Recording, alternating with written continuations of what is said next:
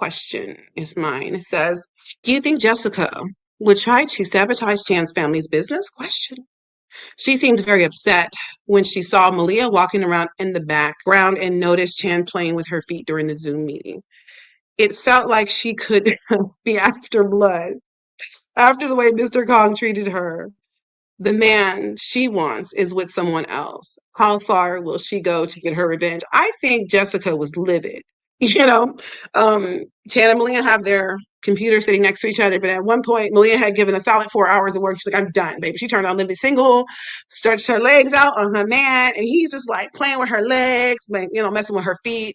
Apparently, they was able to see that. And so a lot of the employees were like, like he's been in a better mood. He's with somebody, And so a lot of people are like, that's a nice look for him. He seems more relaxed. He seemed like he's having fun because the book said like he didn't take no days off. So the fact that he's at home and, or at somebody's house and he's like, little grape sweatpants, how we like it. Got him a nice little V-neck. I don't know. I think V-necks are sexy. I like a good V-neck on a man. I do. I think they're really cute. What do you look at Chris Wilkes? Like, I think Kyrie, because yeah. Okay, I like V-necks. I think they're, I don't know. I don't like it. Anyways, I'm getting way off of the topic. But yeah, yeah. I think she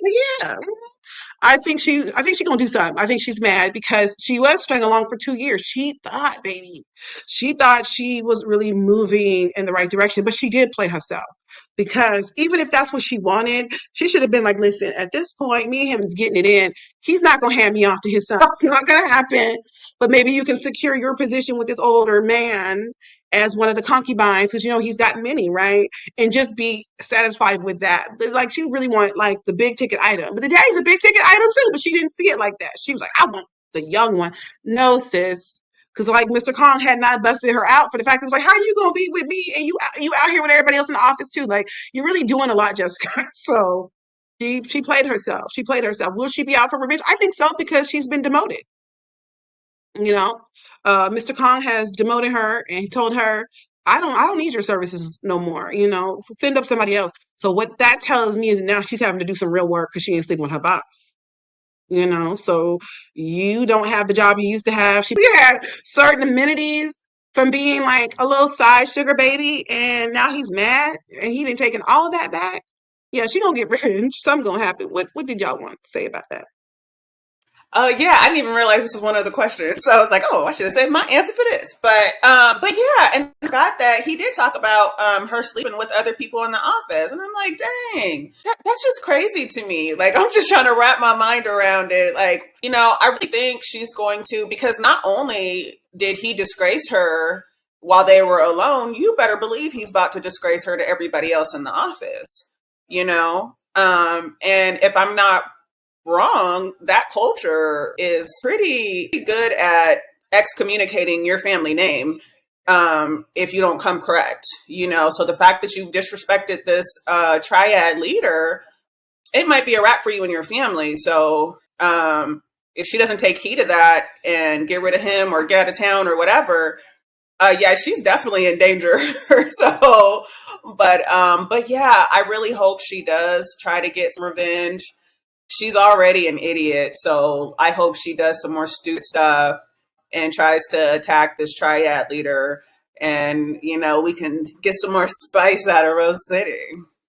So I think comfortable talking to her like that because that's probably how he treats a lot of his employees. I think there might be a level of fear.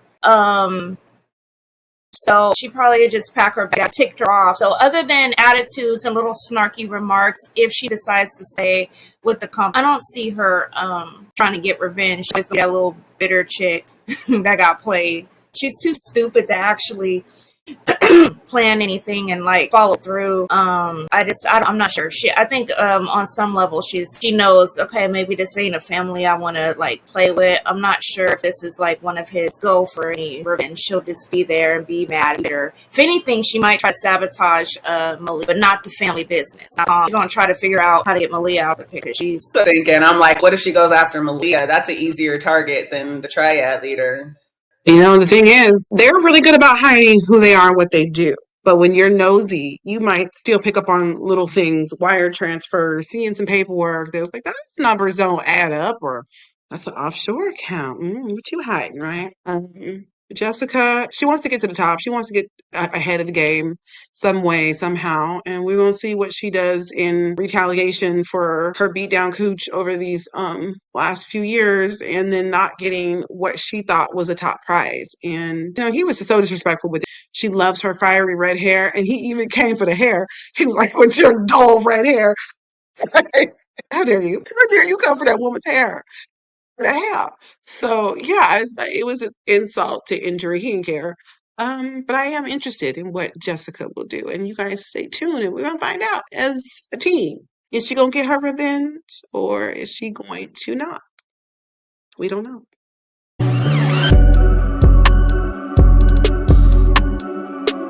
Our next question says, Chan seemed disgusted by the way his father treated the female staff at work. Chan has some very clear lines about not sleeping with his employees. Do you think Malia being around him is causing a positive change within him? Or was he always like this? I think Chan was always like this. I mean, we didn't see him being disrespectful in the beginning. He doesn't like to be chinned. He doesn't like to be told no. And, I feel like we see that with a lot of men because they think they're high value, and a woman has a place and it's beneath them, so I feel like we see that a lot. So I don't feel like we've seen any, disrespectful Mr. Kong energy from Chan. But I feel like he could snap on somebody if they were being disrespectful, like, oh, you were supposed to be doing this and, popping off. I think Chan would get with their program and say some things he probably shouldn't say. But no, I think he's always been pretty respectful of women, for the most part, until they wronged him. I still think he killed his ex. I don't know what she did to him, but I don't know if we're gonna find out in the story at all. But I don't think she here no more. So yeah, I don't think he's quite like his father, but it's definitely in him.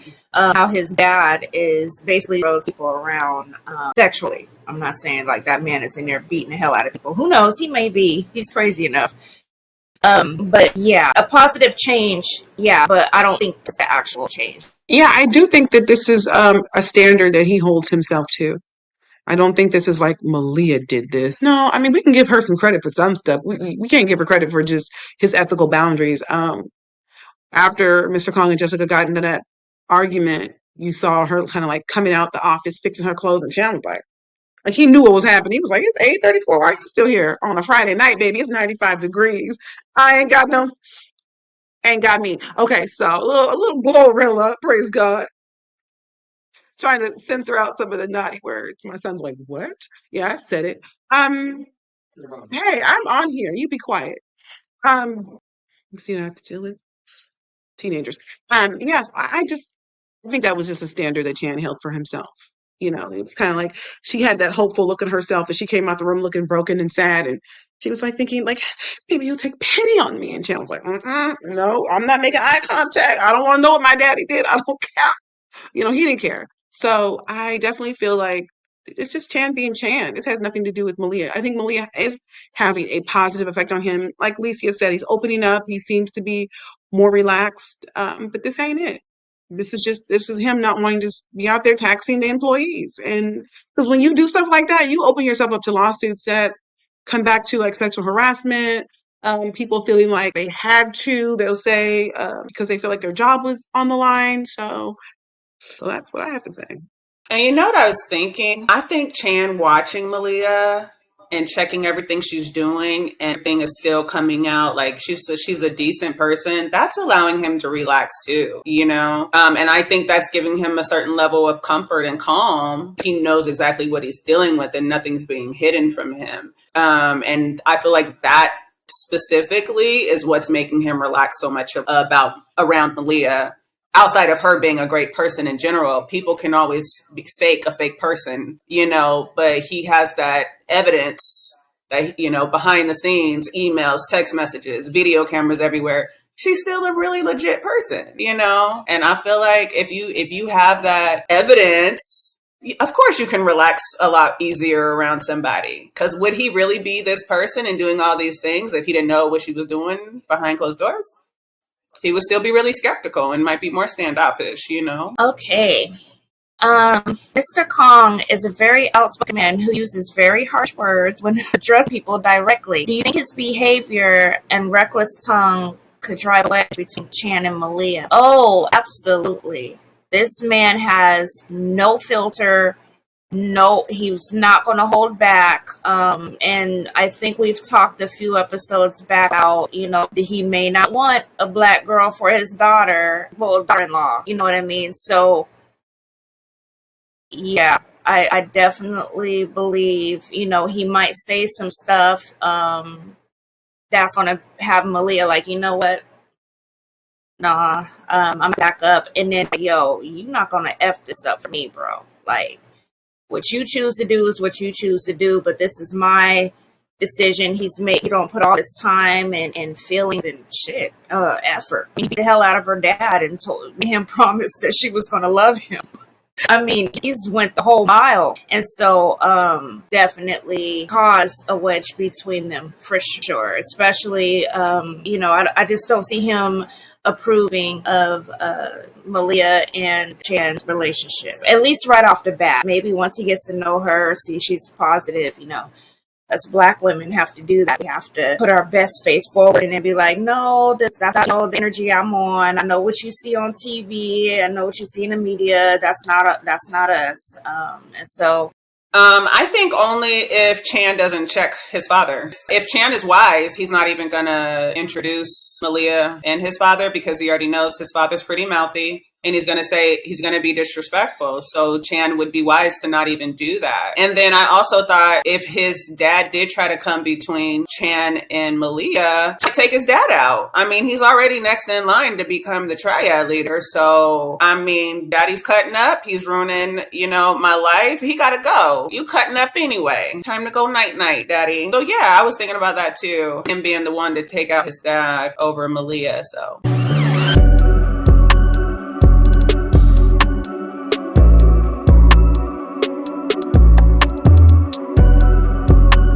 It said, Daddy might have to get murked, messing up my fairy tale.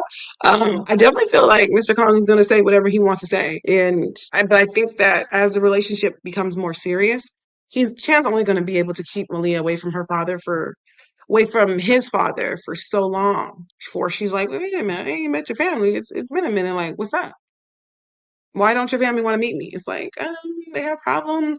And Mr. Kong, he's like his son. He gives out orders. He's not used to being told no. So now your son's bucking up. I'm have what I want to have. I told you I want her. But I said no. No.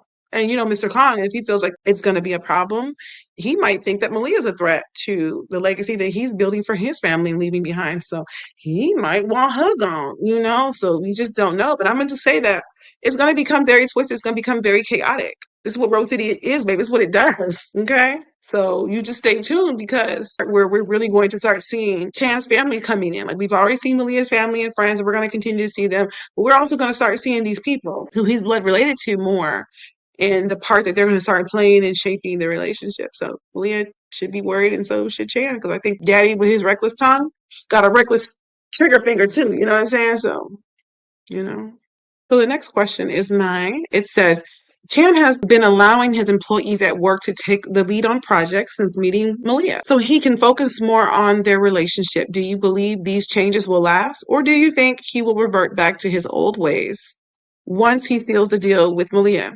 It's kind of hard to say. Sometimes when you only have work, you kind of throw yourself into work because it's like, that's what it is. It's something that you can do, something you can feel very useful in. But when you meet somebody, you start to be like, well, I don't want to spend all of my time working. I want to make some time for this relationship as well. But we're going to see what happens, because we do know that Chan's last relationship, he was a workaholic and it ruined the relationship, right? Hopefully he's learned his lesson and is willing to be more balanced, but we don't know, because a lot of people fake things. A lot of people do what needs to be done to seal the deal. And then once the deal is sealed, they start letting, little bit by little bit come out, and it shows you who they really are. And he might still be a workaholic. We don't know. We'll find out. Yeah, I think there's a few different ways it could go. If Chan wants Malia to stay at home and quit her boutique, I think she's going to start seeing more like, you're gone a lot. Where are you at? I couldn't get you on the phone, or, You said, all these little things are going to start showing up. They start living together. She might see mail. She might be opening mail. He might accidentally be leaving his computer open. Little things like that can start to trickle out if he wants her to stay at home. But I think we have a longer game here if she's just as busy with the boutique. He's busy with triad life. That's going to keep things under wrap for him a lot longer. But if they get married, she gets pregnant, she's at home, eventually things are going to start trickling out. And then he has to go handle stuff in the middle of the night. What happened to you? Where were you? I woke up and you were gone. And then he's going to have to keep making up stuff.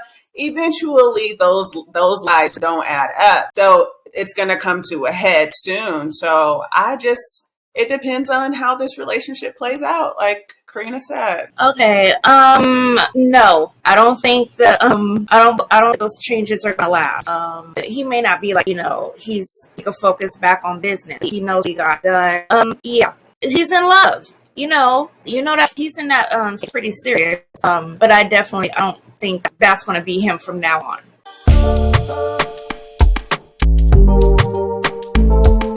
Our last question says, I was glad to see Jan step up for Malia by putting her first and staying with her. Chris is out of control. Do you think Malia should move in with Chan until they catch Chris? I'm just at a loss for words. I mean, I guess he stepped it up by staying with her, but I still feel like that was just still doing a lot for me. But no, I don't think Malia should move in. I do think Chan needs to put a detail on her, but I do think he needs to have a conversation with her about that, and just based on the unease she's feeling, I think she'll be okay with that. Knowing somebody's there should be comforting. Having security at the shop, somebody to not drive her per se, but, somebody that's following the car home, where she goes to the store, somebody that's standing off at a distance, not being all up in her zhuzh, like up her butt, but somebody keeping a watchful eye, while he's, busy. But I don't feel like Chan needs to overcrowd her space too much. Malia needs to be able to make that decision and not have that decision forced upon her. Moving in with Chan isn't going to change anything. It's just going to make her feel like a captive. Honestly, she can't do this. She can't go there without getting his permission. Nobody wants like that. So I don't think that's the move right now. I agree. I'm glad that he stayed with her for the first night. It was good. Did what he did and stuff. And that's probably as far as not as far as it should go. Like she still does have a job and she has a life. Plus, she should already have a detail on her. Maybe he can let her know. He can't let her know that without the truth. He can get some in on it and make sure they're actually getting to miss Chris every single time. But moving in, that's not going to change. Actually, with Chan being gone all the time, because it's crazy. But he break in somewhere in his house, and it's like, okay, moved in. Definitely deal with Chris. Yes, that's about all you can do. They can't find him right now, but he has a tendency to pop out, so he'll pop up eventually. Hopefully, dude or catch him. Put him in their house. I don't think Malia moving in Chan is going to solve her problems. If I think as women, it's easy to be like, oh, I'm just gonna let him protect me. And he hasn't offered. This is just a viewer question. Do we think that moving in might rectify the situation? No. I think Malia has to continue on standing on her own 2 feet. Because if saying tomorrow Chan's like, I'm bored, moving on to something else new. I mean, you didn't build security up in a person and not within yourself. So no, I don't think moving in with him is going to be the right thing to do. Plus, the relationship is still so new that you're just moving in and stuff like that. Like, you don't want to overcrowd people. You don't want to be overcrowded. It's a lot, it's a lot, especially for somebody who hasn't been in a relationship for years. Now, all of a sudden, we in the thick of it, baby. We in here fighting for our lives. You know what I mean? Like, no, we don't have to do that. So I definitely just think like there are ways to deal with this. He already, like you said, he already has a security detail on her. He has money, so so what he can tell her is, I'm gonna pay to have a security detail team. Well, she already has one. I think at this point, the ones who've been hiding in the background can now become visible, because they're already there. But moving in, I don't think that's a good thing. I think they need to just move smart, move cautiously. You don't want to be in alleys by yourself or leaving the shop by yourself or being out late at night or, I mean, just things, just move differently. Get a weapon, keep it on you at all times, ready to go. So even like, because he did meet her out in the garage, when she was coming out to her car. So just, I think just moving smart, paying attention to your surroundings, getting some security details since he can afford it. That would be the better move. But move it in, no, I don't think that's a good idea. Any final thoughts before we conclude this session? Yeah, I definitely think he needs to tell her that she already has detail on her because she's already freaking out looking over her shoulder about Chris popping up everywhere. And she's seeing other people starting to do that. Like, that's going to drive her crazy. Her anxiety is going to be through the roof. Like, well, I'm not sure if it was Chris, but I saw another man and it looked like he was coming out from, but he didn't look like a white guy, and then there was somebody else. Like, that's going to make her go crazy. So I think it would be wise Just of got a Chance to be homie like, in these streets. hey, you going to your girl out. Did you want to say something, Alicia? Or No, I had said it about possibly letting her know that there's a security detail. If there's some way for him to do that, maybe he says, oh, I think he did tell her he had a security company or some mess, right? So I guess maybe that would bring her mind at ease if he let her know, hey, I got these people watching over you now. Well, thank you, everyone. And thank you, ladies, for being here. You guys always add so much spice to the mix. So that's it for this episode of Rose City, the After Show. We hope you enjoyed our discussion on episode 43. Don't forget to tune in next week when we will be diving into chapter 44. If you haven't already read it, like, what are you doing? The first 10 episodes are free on Kindle Bella. So there's really no reason like why you're not checking out this amazing story. We're sure you'll be hooked. We're hooked. New episodes are being published. I try to do it weekly. Sometimes I don't, but they're being published often. We would love to hear from our readers, so please add your thoughts, your questions, and theories to the comments, and reach out to us on Rose City The After Show, on Facebook and even on IG or here on YouTube. All links will be provided in the description. Again, thanks for tuning in, and we'll see you again next week in Rose City.